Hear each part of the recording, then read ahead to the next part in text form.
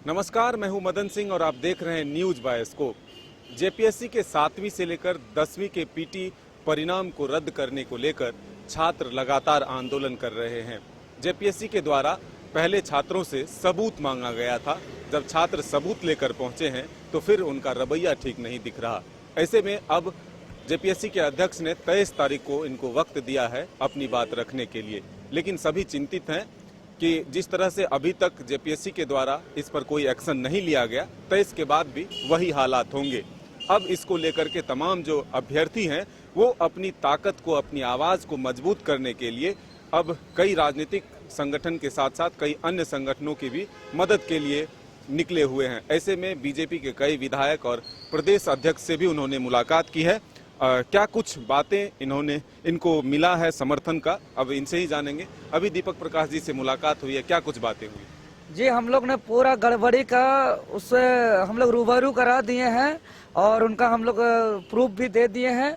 और हम लोग का आज आंदोलन का 21वां दिन है, लेकिन आज 21वें दिन तक में हम लोग का बात को नहीं सुना जा रहा है आयोग के द्वारा, और जो है कि ना कटअप जारी कर रहा है। और इसको लेकर के हम लोग का आंदोलन को और तेज करने के लिए और 23 तारीख का जो महाजुटान है उस दिन ऐतिहासिक बनाने के लिए हम लोग सभी राजनीतिक संगठनों से मिल रहे हैं। और अभी हम लोग भारतीय जनता पार्टी के कार्यालय में माननीय अध्यक्ष महोदय दीपक प्रकाश जी से अभी मुलाकात की है और उन्होंने आश्वासन हम लोग को दिए हैं कि भारतीय जनता पार्टी छात्रों का जो अन्याय हो रहा है उसके साथ है और 23 तारीख को हमारा विधायक सड़क पे आप लोग के साथ होंगे, ये आश्वासन हम लोग को मिला है। क्या लगता है, जिस तरह से सबूत मांगे गए थे, सबूत देने के बावजूद जो समय मिला है, तो क्या आप लोगों को न्याय मिल जाएगा 23 को? देखिए, न्याय मिलेगा कि नहीं मिलेगा ये तो अब तो न्याय देने वाले पर डिपेंड करता है। ये अध्यक्ष महोदय क्या सोचते हैं, माननीय मुख्यमंत्री जी क्या सोचते हैं। हम लोग वह ऐसी बात नहीं कि कोई विपक्ष के ही नेता से हम लोग मिल रहे हैं।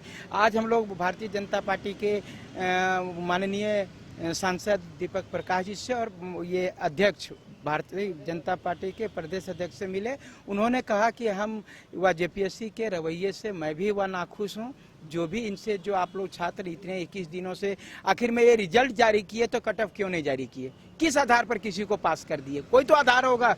उसके बाद में साथ ही इन्होंने ये भी कहा कि जब नियम का वायलेशन, ये सिंगल कटअप का बात किए थे तो ये कैटेगरी वाइज रिजल्ट कैसे आया, और कैटेगरी वाइज रिजल्ट आया तो कटअप क्यों नहीं आया। ये सब सारी गड़बड़ियों को उन्होंने कहा है कि ये पूरी तरह से जेपीएससी मनमानी कर रही है। और साथ ही साथ मैं यहीं पर नहीं रहा, मैं माननीय विधायक बंधु तिर्की जी से भी मिलने का प्रयास किया लेकिन नहीं मिल पाए।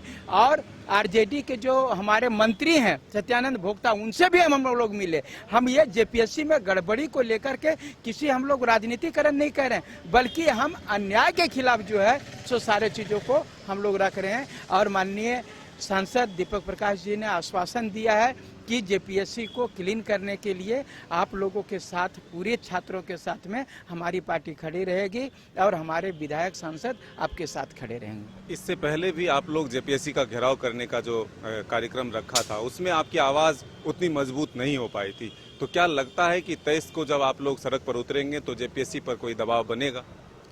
देखिए, ऐसा कहना उचित नहीं होगा मेरे ख्याल से कि हमारी आवाज़ नहीं उन तक पहुंच पाई थी। मैंने पहले भी कहा है कई बार कि बहरों को सुनाने के लिए धमाके की जरूरत होती है। तो हमने एक सटीक रणनीति तैयार कर ली है और झारखंड का युवा जानता है कैसे जुल्मी के हलक से अपना हक खींचना है।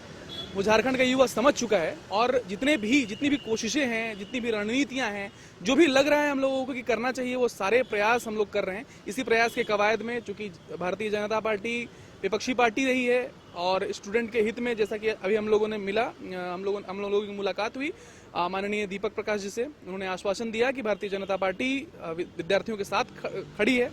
तो मैंने कहा कि जितने भी हथकंडे हो सकते हैं और जितनी भी रणनीतियां हो सकती है वो तमाम चीजें हम अपना रहे हैं और हमारे पास सारे तमाम चीजों की पुख्ता सबूत है। हम पूरी तरह से तैयार हैं, हम पूरी तरह से आश्वस्त हैं कि आगामी परीक्षा रद्द होने जा रही है। 23 को जो हमने महाजुटान रखा है उसमें हजारों की संख्या में विद्यार्थी विभिन्न जिलों से आएंगे और हम पूरा सकारात्मक, हमने एक माइंड मेकअप कर लिया, हमें आभास हो गया है क्योंकि हमने देखा है, लोगों का हुजूम देखा है, लोगों की मनसा पड़ी है। हम पूरी तरह से आश्वस्त हैं कि 23 को बहुत ऐतिहासिक फैसला आने वाला है जेपीएससी को लेके और हम ये मान चुके हैं कि जेपीएससी जो परीक्षा है जिसमें इतनी अनियमितताएं हुई हैं वो रद्द होगी। दीपक प्रकाश ने यह भी कहा है कि गड़बड़ियां हुई है, बीजेपी भी मानती है और अब इस पूरे मामले की जांच सिटिंग जज से कराई जाए। तो क्या आप लोगों को लगता है कि सिटिंग जज से जांच कराना चाहिए पूरे रिजल्ट को?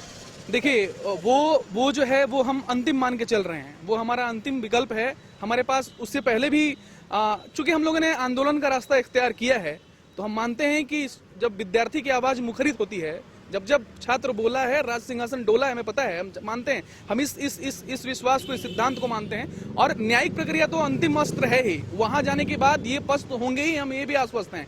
लेकिन चूंकि हम जानते हैं और हमें विश्वास है कि राज्य के जो हमारे आका हैं, राज्य के जो आला अधिकारी हैं, राज्य के जो मुख्यमंत्री हैं, वो चूंकि वो आंदोलन के कोख से जन्मा हुआ ये पूरा क्या कहे, एक सरकारी तंत्र जो है अपने आप को कहता है कि हम आंदोलन से जन्मे हुए हैं। माननीय मुख्यमंत्री खुद कहते हैं कि हम आंदोलनकारी परिवार से ताल्लुक रखते हैं। तो हम इतना विश्वास करते हैं सरकार के प्रति कि वो आंदोलन को समझेंगे और गलत के प्रति एक सकारात्मक रुख अपनाएंगे।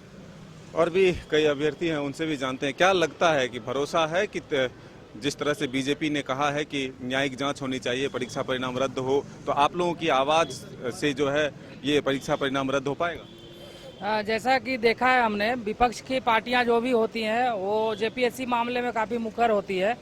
और हम जब आए यहाँ दीपक प्रकाश सर के पास, तो इन्होंने बताया, हमारे बताने से पहले ही इन्होंने कहा कि मेरे पास काफ़ी एविडेंस है। और ये मैं चैलेंज करता हूँ कि इसमें बहुत भारी अनियमितताएं हुई है और इसे हम काफ़ी सपोर्ट करते हैं। आप आगे रहिए और हम आपको 23 तारीख को अपने विधायकों के साथ आपकी मदद करेंगे और अध्यक्ष के सामने इन तथ्यों को रखेंगे। तो बिल्कुल देखिए, अब जेपीएससी अभ्यर्थियों को बीजेपी का साथ मिल चुका है और जो प्रदेश अध्यक्ष हैं उन्होंने साफ तौर पर कहा है कि जब छात्रों के साथ अन्याय होगा तो बीजेपी चुप नहीं बैठेगी, क्योंकि संघर्ष करना बीजेपी जानता है। और सरकार से ये मांग भी की है कि अगर गड़बड़ियां हुई है तो फिर वो सिटिंग जज से पूरे मामले की जांच कराए और परीक्षा परिणाम को रद्द कर फिर से एक बार परीक्षा लिया जाए। और भी कुछ अभ्यर्थी क्या कहना चाहेंगे? हम सीधा बात कहेंगे, 23 को तमाम छात्रों से अनुरोध कर रहे हैं कि आप घर में बैठ करके यदि इनको देख पा रहे हैं इस चैनल के माध्यम से, तो आप लोग अधिक से अधिक संख्या में 23 को पहुंचिए। और 23 को ही यह निर्णय आ जाएगा कि ये जेपीएससी रद्द होने जा रही है, तो रद्द होने जा रही है, क्योंकि इनमें भारी अनियमितता है। यहाँ तक कि जो मैंने सरकार में बैठे हैं वो लोग भी मान रहे हैं इसमें गड़बड़ियां हैं। और जो विपक्ष है तो वो तो खैर मुद्दा है, तो वो तो विपक्ष बोलेंगे कि इसमें गड़बड़ियां हैं। इसलिए पूरी तरह से सभी छात्रों से अनुरोध है कि आप लोग 23 तारीख को अधिक से अधिक संख्या में रांची पहुंचे।